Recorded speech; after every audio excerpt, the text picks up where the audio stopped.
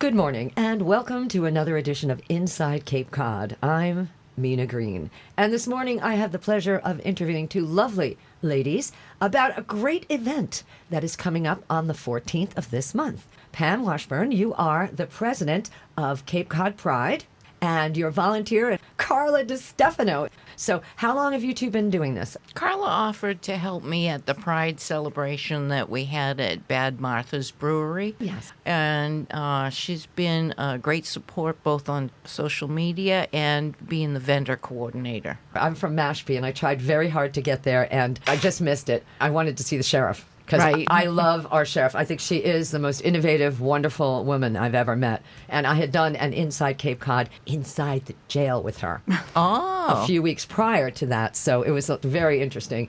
I heard it was a wonderful festival. It wasn't a celebration. Yeah, it was. Bad Martha's has been very supportive with us. Actually, when we came out of COVID, they were the first. They hosted our Pride Festival. We just had a small festival because we all didn't know what was going on. And what year was that? 2022. So, Carla, when did you meet Pam? I think I met Pam probably in that 2022 celebration at Bad Martha's. Yep. Oh, okay. Yeah. It's a great place. Yeah, it Yeah, is. right there on 28 in Falmouth. Really nice. So we've got the Pride Festival coming up on September 14th. It's going to be at the Hyannis Green, which we love. It's a beautiful area. It's going to be happening from 12 noon to 5 p.m. And tell me about what the day is going to be about. And this is on September 14th. Well, we have the P-Town Crier coming up to open up the celebration. I love it. And ring his bell, which is, really kind of symbolic of the connection between P-Town and the LGBTQ community on the Cape and elsewhere. We have Charles Evans speaking as a Stonewall survivor. We're going to have Northern Lights perform, which is out of Harwich. We also have Club 9 Ball coming in to perform, and the Andrew Sexton Trio. They're very good, too. So it's going to be a fun-filled day. It's community activities and performances.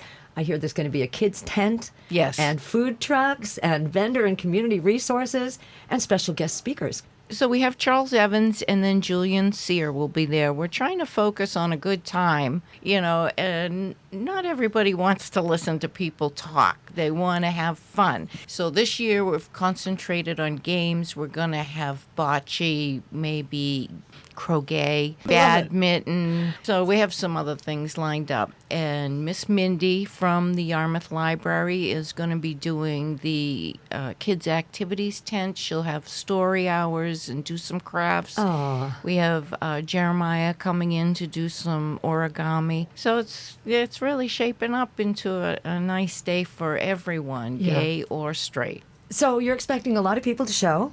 Yes, hopefully. Last year we had 2,500 to 3,000 people.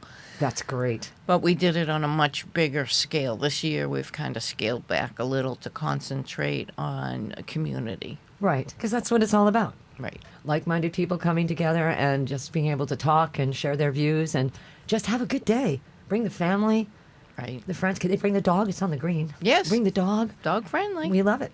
We love all of Just that. bring your bags. Yeah. Yes. Oh, yes. Don't come without your little poop bag. That's for sure. I don't go anywhere without one. It's always one in my pocket, even when my puppy's not with me. But that's very important. So I'm really excited. So do you know who's coming with the food trucks? Do you have any idea yet who's going to be there? Oh, yeah, we have Fresh Roll coming. Ooh. And Yeah, Fresh Roll, which is a vegan restaurant. They just opened a new place in Mashpee Commons, which is very exciting because I love boba tea.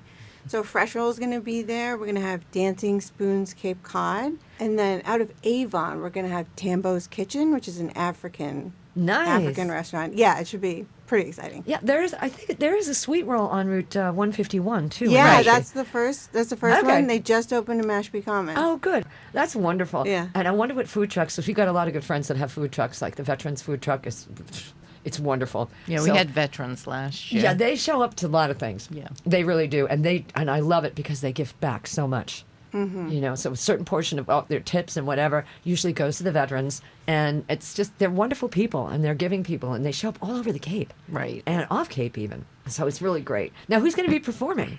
So that's Northern Lights, Zoe Lewis, the Andrew Sexton Trio. Club 9 Ball. Oh, Club 9 Ball. Oh, yes, you did mention Club Wine. So how many years have you been doing this? I became president in 2020. Okay, and that's really when this... COVID started. Right. Yes, we can never forget that, can we? No, So this is going to be your 4th year. it is. Excellent. And you managed to go through it even though it was during COVID. Yeah, we went online. We had a great team, and there was almost something on Zoom every night for people to do. That's wonderful. And to be able to share, because we were all so isolated back then. Right. And it's whatever community you're with, it was very, very isolating. And you really did, thank goodness, I hate to say it, for Zoom and things like that, because I used to curse those all the time. saying, Yeah. I'd rather be in person, but we couldn't be in Yeah. person Right. during that time. And I had to teach school on Zoom from my home. That's so hard. It really was. Yeah. It was. I had my desk and I'd open up my drawer and I'd put a piece of wood on it so I could actually write on it, because my desk had the computer and everything else. Right.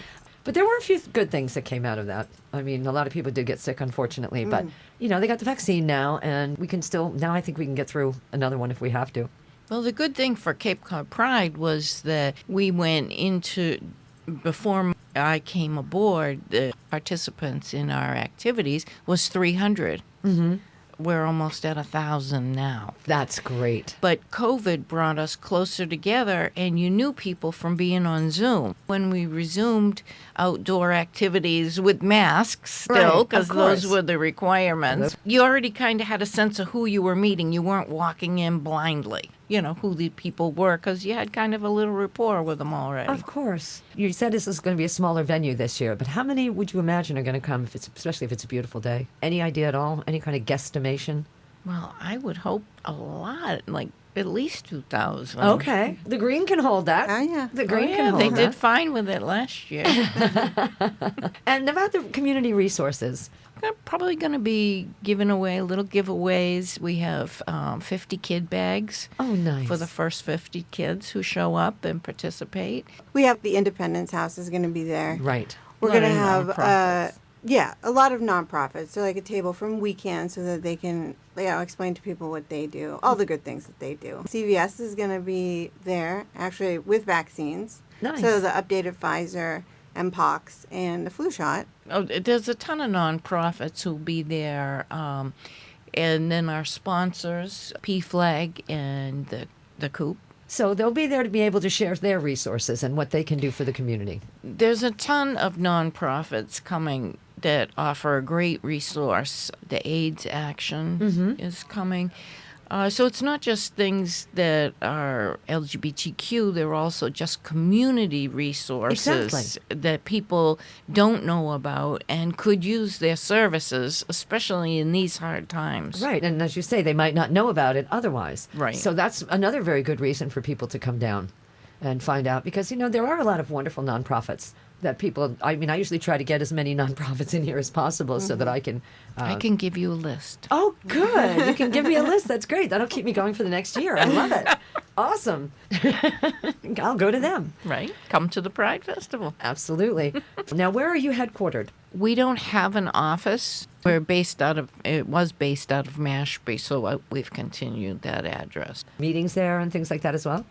We do meetings usually at board members' homes.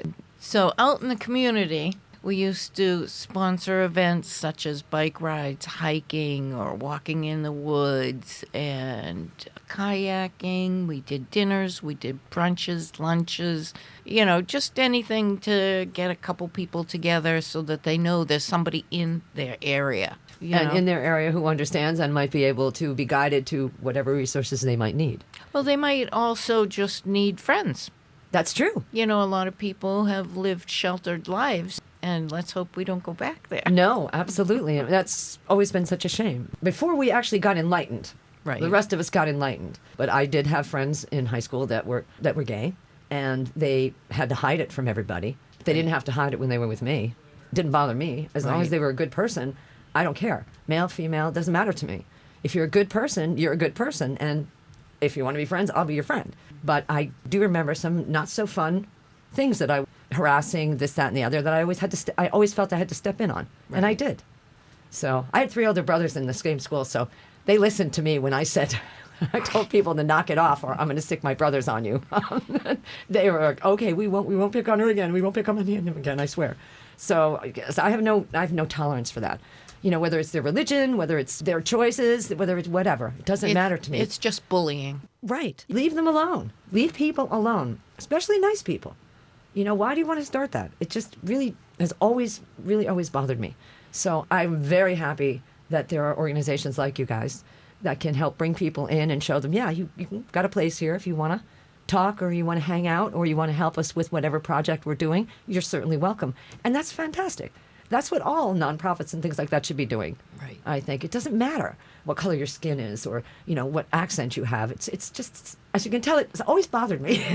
Right. So I really am excited about this. I hope it's going to be a beautiful day. Hopefully this time of year it's pretty good. Right. So the Pride Festival is going to be September 14th, and it's going to be at the Hyannis Green from 12 noon to 5 p.m.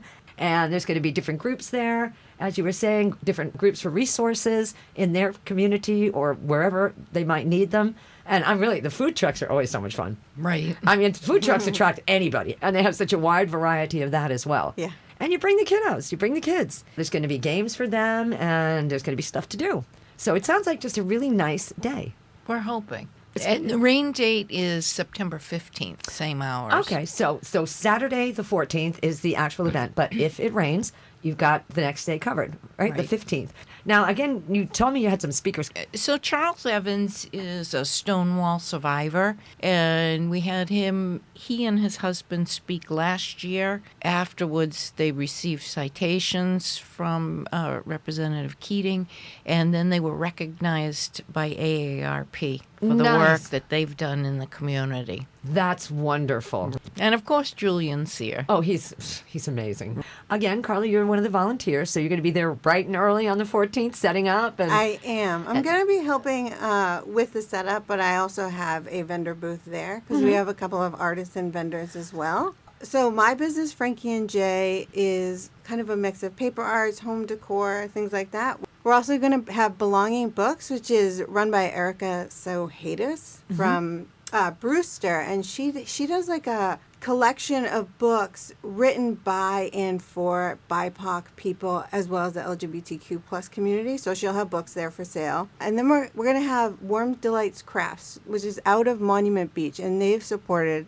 the Cape Cod Pride for years, and owned by Jill Buck, and she does beeswax candles. Yeah. Oh, those are great. I love I know, finding they're those. really nice. Yes. I always buy some whenever she's around. I buy them too, definitely. Yeah, they're Most great. definitely. So we're going to have a lot of local vendors, but a couple from off Cape. And then, so between them and then the community nonprofits, I think it's going to be a really nice time for people to come stroll through, see what's going on. Yes, And definitely. participate in the games. Oh, yes. Now the games. Now what kind of games again? Croquet, Uh-huh. badminton, bocce. Bocce ball. That's fun. And I think cornhole, because Cornhole, everybody yeah. loves cornhole. Yeah, I have That's a the biggie. cornhole. Yeah, Everything yeah. you go to in the summer on Cape Cod has cornhole throwing. It really is a lot of fun. So, And, of course, the radio station will be well, there. yes. It just sounds like a terrific day and a very inclusive day. That's what Right. I like most of all, because I've had friends who their children decided to come out to them. And fortunately, in this day and age now, it's a lot better for them. And so the parents were very cool about it. And It's not just parents, it's allies in general. yes, You know, because allies are very important to anybody, no matter what your cause is. right. But the times being what they are, we really need our allies. Yes. And we need to vote with pride this year. Absolutely. It can be done. It can be done with a lot of love and a lot of support and with organizations such as yours and ones that you're going to be bringing with you to the Pride Festival. And this is the 4th annual now? No, there were a couple before me. It's progressed over the years. As this discussion has progressed, thank goodness, Right. over all the years, the last Yes. 10 years or so. So it originally started, I think, with PFLAG and No Place for Hate Right.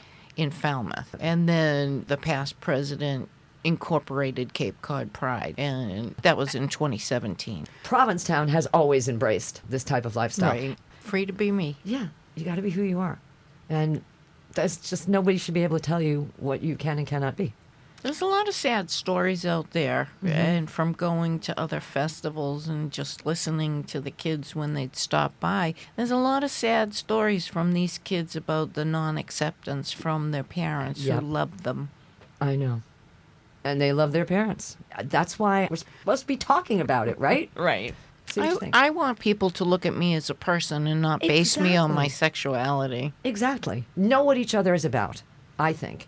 And you have to either accept or you don't accept. But if you don't accept, I think you lose out. So I'm going to get off my soapbox now. We want everyone to come down to the festival, the Pride Festival, and it is happening on the Hyannis Village Green on September 14th.